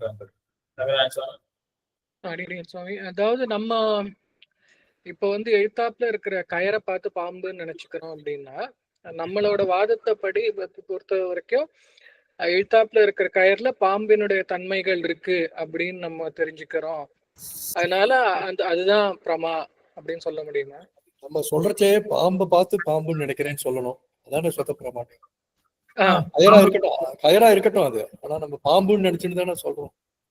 ஆமாப்பா, அதாவது இப்போதைக்கு நம்ம வந்து சரியான ஞானத்தை மட்டும் இது அதுல மட்டும் இது வச்சுக்கோம். ஆனா ஒரு கவுண்டர் பாயிண்ட்டுக்காக பிரம்மத்தை பத்தியும் சொல்லலாம். ஆனா கேள்வி சரியா புரியல. கையில இருக்கு அதை பார்த்து பாம்புன்னு நினைக்கிறேன். நம்ம பாம்பு நினைக்கும் போது, அதாவது ராமானுஜர் மதத்துல வந்து நம்ம வந்து பிரம்மம் ஏத்துக்கிறது இல்லையா? அதனால நம்ம அந்த கயரை பார்க்கும் போது அதுல பாம்போட தன்மை இருக்கிறதுனாலதான் பாம்பு அப்படின்னு தெரிஞ்சுக்கிறோம் அப்படின்னு சொல்லணுமா? எப்படி அந்த கிழிஞ்ச பண்ணுவோம். ஆனா அந்த பிரம்மத்தை பத்தி இப்ப கான்சன்ட்ரேட் பண்ணணும். அது கொஞ்சம் வேற மாதிரி போகணும். கொஞ்சம் எடுத்தோடனே அந்த கொஞ்சம் டீப்பா போக வேண்டாம். சோ நம்ம அது சரியான ஞானத்தை மட்டும் வச்சுக்கணும். ஆக நமக்கு சரியான ஞானம் ஏற்படும் பொழுது அது ஞானம் சரி அப்படின்றத நம்ம எப்ப அறிகிறோம் அப்படின்னா இன்ஸ்டன்டேனியஸா அறிஞ்சிடுவோம். இதான் சதப்பிரமாணியவாதம். சரியா? இதுல ஸ்ரீரன் சுவாமி அடின்க்கு இந்த ஸ்வத பிராமாண்யத்துக்கும் ஸ்வப்பிரகாஷம் இதுக்கும் உள்ள ஒரு டிஃபரன்ஸ் சுவாமி, அது கொஞ்சம் புரியல. என்னன்னா சுப்பிரகாசவாதத்துல ஞானம் இருக்குன்றது எப்ப ரியலைஸ் பண்றோம் அப்படின்றது. சரியா? ஞானம் எப்படி இருக்குன்றது ரியலைஸ் பண்றதுதான். இப்ப எனக்கு வந்து ஞானம் ஏற்பட்டிருக்கு அப்படின்றது வந்து நான் இன்னொன்னு இன்ஃபர்லாம் பண்ணணும்னு அவசியம் இல்லை, இல்லாட்டி இன்னொருத்தர் சொல்லணும்னு அவசியம் இல்லை. எப்படி என்ன வச்சுக்கோமே, ஒருத்தர் ஞானம் ஏற்பட்டுடும், ஆனா அவருக்கு தெரியவே தெரியாது. பக்கத்துல இருக்கவர் வந்து சொன்னாதான் இவருக்கே தெரியும் அப்படின்னு இருந்தா அது பரப்பிரகாஷம். ஏற்படும் பொழுதே ரியலைஸ் பண்ணியிருக்காரு எனக்கு ஞானம் இருக்கு அப்படின்றது எல்லாருக்குமே தெரியும். அதுதான் சுயம் பிரகாசவாதம். சதப்பிரமாண்யம் அப்படின்றது நான் ஞானம் இருக்குன்னு ரியலைஸ் பண்ணும்போது அந்த ஞானத்தை நான் எப்படி ரியலைஸ் பண்றேன்? நான் சரியானதான் எனக்கு ஞானம் ஏற்பட்டிருக்கு அப்படின்னு நான் உணர்றேன்னா, இல்லைன்னா எனக்கு தெரியல அப்படின்னு சந்தேகத்தோடவோ கொஞ்ச நேரம் கழிச்சுதான் அந்த ஞானத்தை அனலைஸ் பண்ணிட்டு அப்புறம் தான் அந்த ஞானம் சரி அப்படின்னு அந்த மாதிரிலாம் ஞானத்தை வந்து நம்ம அனலைஸ் பண்ணி அதுக்கப்புறம் அது சரி அப்படின்னு உணர்றோமா, இல்லாட்டி எடுத்த மாத்திரத்துல உணர்றோமா? எடுத்த மாத்திரத்தை உணர்றோம் அப்படின்னா அது சுத்த பிராமாண்யவாதம்.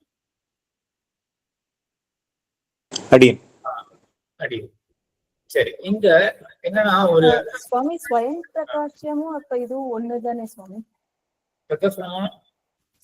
ஸ்வத பிராமாண்யவாதமும் ஸ்வயம் பிரகாசம் அதெல்லாம் பார்த்தோம் இல்லையா?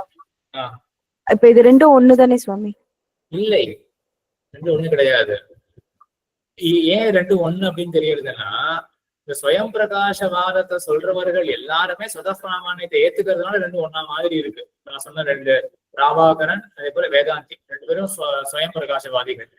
அவர் ரெண்டு பேரும் சுத்தப்பிராமாண்யவாதிகளும் கூட. இப்படியான வச்சுக்கோங்களேன். ஸ்வயம் பிரகாசம்னா என்னது? ஞானம் ஏற்பட்ட உடனேயே ரியலைஸ் பண்றோமா? இப்போ யாராவது ஒரு மதத்துல பௌத்த மதம் ஸ்வயம் பிரகாசம் நினைக்கிறாங்க, அவங்க வந்து ஞானம் ஏற்படும் பொழுது அவங்க வந்து அனுமானம் தான் பண்ண மாட்டான். ஞானம் ஏற்பட்ட உடனே அவனுக்கே தெரியும் ஞானம் ஏற்பட்டாச்சு அப்படின்னு. ஆனா என்ன பண்றான் அவன், எனக்கு ஞானம் ஏற்பட்டாலே கண்டிப்பா அது தப்பான ஞானம் தான் அப்படின்னு எப்படி வச்சுக்கோ. ஒருத்தருக்கு வந்து கண்ணுல நோய் இருக்கு அப்படின்னு ரியலைஸ் பண்ணிட்டார் ஒருத்தர். இப்ப அவர் வந்து பாக்குற எதிரில ரெண்டு பொருளா தெரியறது. எனக்கு ரெண்டா தெரியறது அப்படின்றத உடனே ரியலைஸ் பண்ணிடுவார். அப்படின்ற அம்சத்துல அது ஸ்வயம் பிரகாஷம். இந்த வாதம் வந்து ஸ்வயம் பிரகாஷ் வாதமா இருக்கு. அவர் வந்து ரெண்டா எப்படிங்க ரெண்டா ஆப்ஜெக்ட் தெரியறதுனால அப்ப நீங்க ரெண்டு அப்படின்னு ஒரு ஞானம் ஏற்பட்டிருக்கு அப்படின்னு இந்த மாதிரி இன்ஃபர்லாம் பண்ண வேண்டாம். அவருடைய மதத்துல உடனே தெரிஞ்சுன்றார் எனக்கு ரெண்டு அப்படின்ற ஒரு ஞானம் ஏற்பட்டிருக்கு அப்படின்னு. ஏற்படும் பொழுது என்ன பண்றது அப்படின்னா தப்பான ஞானம் தான் அப்படின்னு ரியலைஸ் பண்ணும் பொழுது எனக்கு தப்பான ஞானம் தான் அப்படின்னு ரியலைஸ் பண்ணாருன்னா அப்போ பரத பிராமணியவாதம். இப்ப புரியுறதா? ஸ்வயம் பிரகாசவாதத்துல கூட பரத பிராமணியவாதத்தை கொண்டு வரலாம் அப்படின்னு.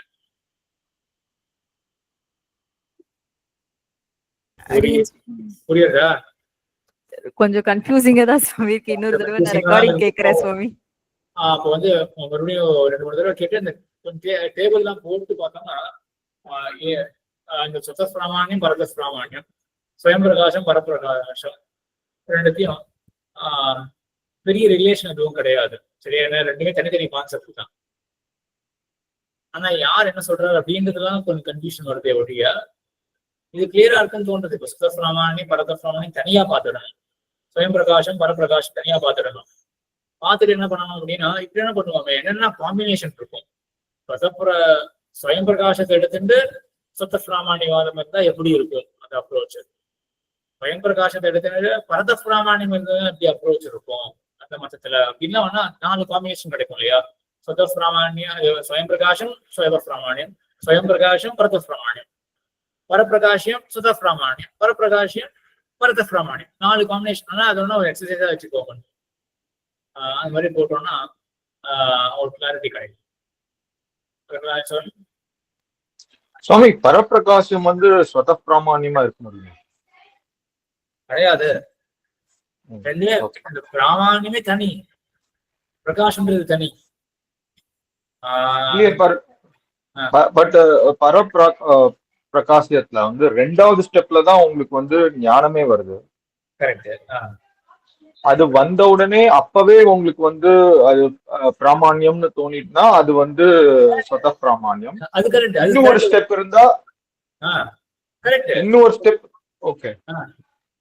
அதான் சொல்றாங்க இல்லையா, 4 காம்பினேஷன் கிடைக்கும். ஆனா ரெண்டும் டிஃப்ரெண்ட் கான்செப்ட்ஸ். பிராமணியத்தை ஒத்துக்கிறவர் என்ன பண்றாருன்னா அவர் பரப்பிரகாசத்தை ஒத்துக்கிறவர் சுத பிராமணியத்தை ஒத்துட்டார் அப்படின்னா அது வந்து அவர் ஒருத்தர் 2 கான்செப்ட் ஒத்துக்கிறார் அவ்வளவுதான். 2 ஒரே கான்செப்ட் அப்படின்னு ஆகாது. ஸ்வயம் பிரகாஷ்யம் ஸ்வத பிராமணியம் ஏன்னா வேர்ட்ஸ் யூஸ் பண்றது 2 ஒரே மாதிரி இருக்க மாதிரி இருக்கு சுவாமி. அதனால கொஞ்சம் கன்ஃபியூஷன் வருது. அது அபியாசத்துல நீங்க தான் போக்கிக்கணும். அபியாசத்துல நீங்க தான் போக்கிக்கணும். அப்படி வந்து அங்கேயும் பரத பிராமணியம் பரப்பிரகாசம் இன்னும் பரப்பர அப்படின்னு ஆரம்பிக்கிறது. அது கொஞ்சம் அபியாசத்துல நீங்க போக்கணும். இந்த 4 காம்பினேஷன் ஆனா போட்டு பாருங்க. ஸ்வயம் பிரகாசவாதத்திலேயே பரத பிராமணியத்தை யோசிச்சு பாருங்க. அதே போல பரப்பிரகாசவாதத்திலையும் சுத்த பிராமணியமும் வரும். அதுதான் இந்த பாட்டருடையது. பரப்பிரகாசத்திலையும் வந்து பரத பிராமணியம் ஒரு நையாயிக்கனுடையது.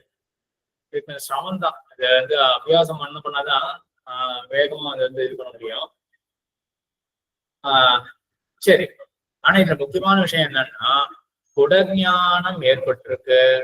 அந்த குடஞானம் எப்படிப்பட்டது? அதாவது இந்த குடத்தை அறியறோம், குடத்தன்மையை கொண்ட பொருளை பற்றி நம்ம குடத்தன்மையை கொண்டதாக அறியறோம் அப்படின்னாலே முடிஞ்சு போயிருது.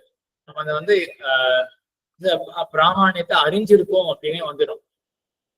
இந்த கான்செப்ட் புரிஞ்சுதான். அந்த உதாரணம் நல்லா ஞாபகம் வச்சுக்கோங்க. எனக்கு அது உதாரணம் ரொம்ப சரின்னு தோன்றது. பஞ்சசம்ஸ்காரம் பண்றதுக்கு யோக்கியத்துவம் அப்படின்னா என்னது? சம்பிரதாயத்துல ஏதோ ஒரு லீனியேஜோ இல்லாட்டி மட்டமோ ஆசிரமமோ அப்படின்னு வச்சுட்டு இருக்கோம் இல்லையா? இப்போ இன்னார் வந்து இந்த லீனியேஜ்ல இருக்கார், மட்டத்துல இருக்கார், ஆசிரமத்துல இருக்கார் அப்படின்னு தெரிஞ்சுட்டாலே பஞ்சசம்ஸ்கார யோகியத்துவம் இன்னாருக்கு இருக்கு அப்படின்றது தெரிஞ்சின்றதாக ஆகும் இல்லையா? அதே போல ஞானத்தினுடைய பிராமணியம் கரெக்ட்னஸ் அப்படின்னா என்னது? பிரகாரத்தை கொண்டதாக இந்த விசேஷம் இருக்கு. சரியா? குடத்தன்மையை கொண்டதாக அந்த பொருள் இருக்கு. குடத்தன்மை அறிவிக்கிறது இந்த ஞானம். சரியா? ஆக இது தெரிஞ்சுட்டோம்னா ஞானம் சரி அப்படின்றது தெரிஞ்சின்றதாக ஆகும். எவ்வளவு தூரம் ஒரு தடவை கேட்க வேணும்னு சொல்றது, இல்லாட்டி இது லேசில் புரியாதவனாகும். ஆனா புரியுற வரைக்கும் நல்லது அப்படின்னு வச்சுக்கோங்க. ரொம்ப ஆழமான ஒரு கேள்வி கேட்டிருக்கலாம். ஞானத்தை பர்சீவ் பண்ணும் பொழுது குடத்தன்மையை கொண்டதை பற்றி நான் தெரிந்து கொண்டேன், குடத்தன்மையை கொண்டதாக நான் தெரிந்து கொண்டேன் அப்படின்னு சொன்னா சரி, அப்ப நான் சரியான ஞானத்தை தெரிஞ்சிருந்தேன் அப்படின்னு சொல்லலாம். ஆனா இப்படி இருந்ததுதான், எதிரில் இருக்கக்கூடிய பொருள் அதுதான் விசேஷம், அதை பத்தி தெரிந்து கொண்டேன், குடத்தன்மை கொண்டதாக நான் தெரிந்து கொண்டேன், இப்படி நான் தெரிஞ்சுட்டு இருக்கேன்னு வச்சுக்கோங்க. இப்ப பிராமணியத்தை நான் தெரிஞ்சுட்டு இருக்கேன்னு வருமா?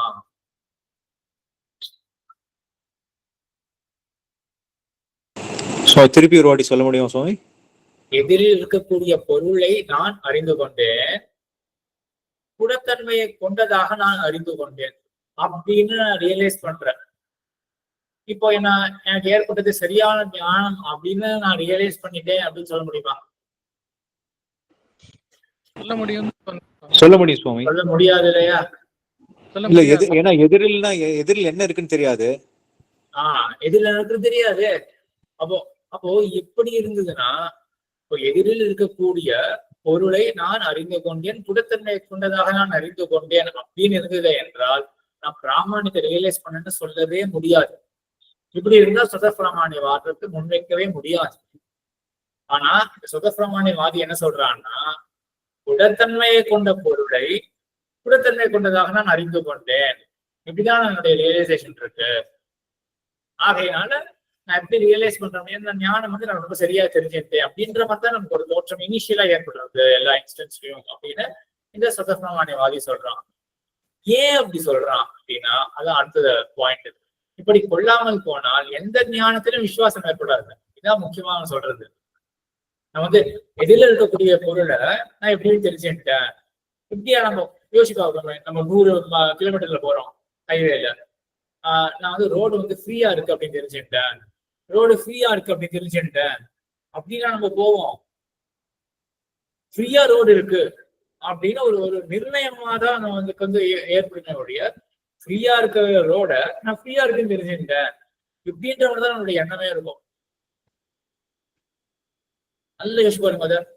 எதிரில் இருக்கக்கூடிய ரோடு அதை நான் ஃப்ரீயாக இருப்பதாக தெரிந்து கொண்டேன் அப்படின்றதுக்கும், ஃப்ரீயா இருக்கக்கூடிய ரோடை நான் ஃப்ரீயாக இருக்கிறதாக தெரிந்து கொண்டேன் அப்படின்றதுக்கும் பெரிய வாசி இருக்கு.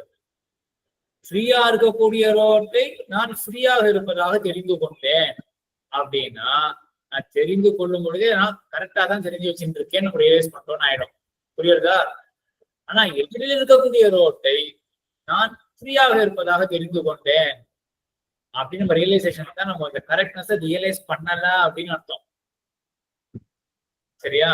இப்படி வேணா யோசிப்போம். எதிரில் இருக்கக்கூடிய ரோட்டை அது ஃப்ரீயாகவும் இருக்கலாம், ஃப்ரீயா இல்லாமவும் இருக்கலாம். எதிரில் இருக்கக்கூடிய ரோட்டை நான் ஃப்ரீயாக அறிந்து கொண்டேன் எப்படின்றது மட்டும் நமக்கு ஞானம் இருக்குன்னு வச்சுக்கோங்க. இந்த மாதிரி ஞானம் யாருக்கு தெரியுமா வரும்? யாருக்காவது என் கண்ணுல நோய் இருக்கு, எனக்கு சரியா தெரியாது அப்படின்னு யாருக்கு ஒரு மனசுல ஓடின்னு இருக்கோ அவருக்குதான் இந்த மாதிரி தோற்றம் வரும். எதிரில ரோடு தெரியறது, எனக்கு ஃப்ரீயா தெரியறது அப்படின்ற மாதிரிதான் அவர் யோசிப்பார். ஃப்ரீயா இருக்கிற ரோட நான் ஃப்ரீயா தெரிஞ்சுட்டேன் அப்படின்னு யார் சொல்லுவாங்கன்னா, யாருக்கு ஒரு ட்ரஸ்ட் இருக்கும் கண்ணுல, அவர்களுக்கு தான் அந்த மாதிரி ஞானம் ஏற்படும். நமக்கு அந்த மாதிரி தான் ஏற்பட்டு இருக்கு. அதனாலதான் வேகமா போறோம் நம்ம ஹைவேல. அதெல்லாம் சுதப்பிரமாணியவாதம் இதெல்லாம் சொல்றாங்க. அது நம்ம அப்பதான் ஞானத்தையே விஸ்வசிப்போம். விஸ்வசிக்கவே மாட்டோம் ஞானத்தை. இந்த லோகம் அப்படி ஓடவே இல்லை. ஆகையால லோக ரீதி அனுசரணம் பண்ணாலே கூட நம்ம என்ன வச்சுக்கணும், சுதப்பிரமாணியவாதத்தை தான் வச்சுக்கணும் அப்படின்றது இவனுடைய கூற்று. சுவாமி இப்படி சொல்லலாமா? சரியான ஞானம் தெரியறதுக்கு ரோடு ஃப்ரீயா இருக்கு, அவ்வளவுதான். ஃப்ரீயா இருக்கிற ரோடு ஃப்ரீயா இருக்குன்னு தெரிஞ்சுக்கிறதுக்கு சொல்றது வழக்கமா சொல்றது. ரோடு ஃப்ரீயா இருக்கு அப்படின்னா நிச்சயமா எனக்கு தெரிஞ்சிருக்கு, அதனால சொல்றேன். அப்படி அதுதான் ஃப்ரீயா இருக்குன்னு என்ன மீன் பண்றோம் அப்படின்னா, ஃப்ரீயா இருக்கிற ரோடு நான் ஃப்ரீயா இருக்குன்னு தெரிஞ்சுட்டு இருக்கேன்னு தான் உண்மையாகவே நம்ம மீன் பண்றோம். சரி சுவாமி, அடுத்த அந்த இப்படி யோசிச்சு பார்ப்போமே. நமக்கு அந்த ஃப்ரீயா இருக்கிற ரோட்டை நான் ஃப்ரீயா தெரிஞ்சுட்டு இருக்கிறதுனாலதான் நான் ஃபோன் பண்ணி சொல்றேன் ஃப்ரீயா இருக்கு ரோடு அப்படின்னு. நான் எதிரில ரோடு தெரியறது, அது எனக்கு நிச்சயம் இருக்கு. எதிர ரோடு தெரியுது, அது எனக்கு ஃப்ரீயா தோற்றம் அளிக்கிறது இப்படின்றது மட்டும் இருந்ததுன்னா நம்ம வந்து யாருக்கிட்டையாவது ஃபோன் பண்ணும்பொழுது ரோடு ஃப்ரீயா இருக்கு அப்படின்னு சொல்ல முடியுமா நம்மளால? ஸோ ரோடு ஃப்ரீயா இருக்கு அப்படின்னு சொல்லும் பொழுது நமக்கு என்ன தாற்பயம்னா, ஃப்ரீயா இருக்கிற ரோட்டை ஃப்ரீயா இருக்கிறாக அறிகிறேன் அப்படின்றத நம்ம கிரகிச்சு வச்சுட்டு இருக்கோம். சரி சாமி. ஒரு செகண்டா சொன்னதுல ஒரு சங்கோச்சம் இருக்க மாதிரி தெரியறா. இல்லாட்டி டைரக்டாவே ஃப்ரீயா இருக்குன்னு சொல்லியிருப்போம், அது சொல்லாம சுத்தி வளைக்கிற மாதிரி இருக்கு. அதனால ஒரு சந்தேகம் இருக்க மாதிரி தோன்றது. இதுல சரி. இல்ல, அதாவது எதிரில இருக்கிற ரோடு ஃப்ரீயா இருக்கா, ஃப்ரீயா அவ்வளவுதான். எதிர இருக்கக்கூடிய நமக்கே தெரியல சொல்லும் பொழுது நமக்கு ஒரு சந்தேகம் இருக்கா, என்னது அப்போ எதிர இருக்கக்கூடிய ரோடு ஃப்ரீயா இருக்கு அப்படின்னா எதிர இருக்கக்கூடிய ரோடு எனக்கு ஃப்ரீயாக தெரிகிறது, உனக்கு வந்து ஃப்ரீயா தெரியாதா? அப்போ உண்மையா ஃப்ரீயா கிடையாது அது. அப்படியா நமக்கு அந்த ஞானத்தை பத்தி நமக்கு ஒரு பர்செப்ஷன் தானே ஏற்படுறது. ஆனா அந்த மாதிரி யாருமே ஏற்படல. எதிர இருக்க ஃப்ரீயா இருக்கக்கூடிய ரோட்டை நான் ஃப்ரீயாக அறிகிறேன், இதுதான் நம்மளுடைய பர்செப்ஷன். இதுதான் சுத்தப்பிராமணியவாதம். ஆனா சொல்லும் போது அப்படி சொல்ல மாட்டாங்கல்ல அடியன். என்னது? நம்ம சொல்லும் போது அப்படி உபயோகப்படுறது அப்படி சொல்ல மாட்டோம். ஆனா நம்ம இதான் மீன் பண்றோம். ஃப்ரீயா ரோடு இருக்கு, எதில இருக்க ரோடு ஃப்ரீயா இருக்கு அப்படின்னு இப்படியான வச்சுக்கோங்க. எதில இருக்கக்கூடிய ரோடு வந்து எனக்கு ஃப்ரீயா தெரியாது அப்படின்னு மட்டும் நமக்கு தோற்றம் இருந்தது என்றால் நம்ம கான்ஃபிடென்ட்டா சொல்லுவோமா ஃப்ரீயா இருக்கு அப்படின்னு? சொல்ல மாட்டோம். எனக்கு அந்த மாதிரி தோற்றம் அளிக்கிறது அப்படின்றது வந்து அங்க வந்து அது இந்த ஞானம் ஏற்படும் பொழுது என்ன ஆகுதுன்னா, என் கண்ணுல கோளாறு இருக்கு இல்லாட்டி இருக்கலாம் சம்பாவனை ஏதோ ஒண்ணு அப்படி இருக்கும் பொழுது ஒரு பிரதிபந்தம் ஏற்படுறது நமக்கு. அப்போ வந்து என்ன ஆகுதுன்னா பிராமான்யத்தை நம்ம கிரகிக்க மாட்டோம். ஆனா ஆஸ் அ ரூல் எப்பொழுதுமே என்ன பண்ணுவோம் அப்படின்னா ட்ரஸ்ட் பண்ணுவோம் நம்மளுடைய நாலேஜ். அப்பதான் லோகம் ஒழுங்கா போடும். சுத்தப்பிரமாணியவாதத்தை தான் நம்ம எடுத்துக்கிறோம். இது ரொம்ப முக்கியம். அது சுத்தப்பிரமாணியவாதம்ன்றது இது வச்சிருந்தா வேதத்தினுடைய இதே நம்ம ஸ்தாபிக்கிறோம். வேதத்தினுடைய பிராமணியத்தை இந்த சுத்தப்பிரமாணியவாதத்தை கொண்டுதான் ஸ்தாபிக்கிறோம். நம்ம எல்லாத்தையும் ட்ரஸ்ட் பண்றோம். எதுனா நீங்க வந்து எங்கேயோ போறாங்க ஸ்பேஸ்ல, எப்படி அவங்க ட்ரஸ்ட் எல்லாம் போக முடியுமா? இன்னும் ட்ரஸ்ட் பண்றோம் நாலேஜ்.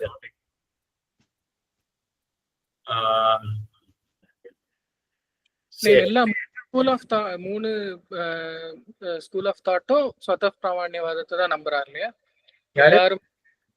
அதாவது பாட்டர், அப்புறம் வந்து மிஸ்டர், 3 பேருமே சொத பிராமணியவாதம் தான் நம்புறாரு இல்லையா?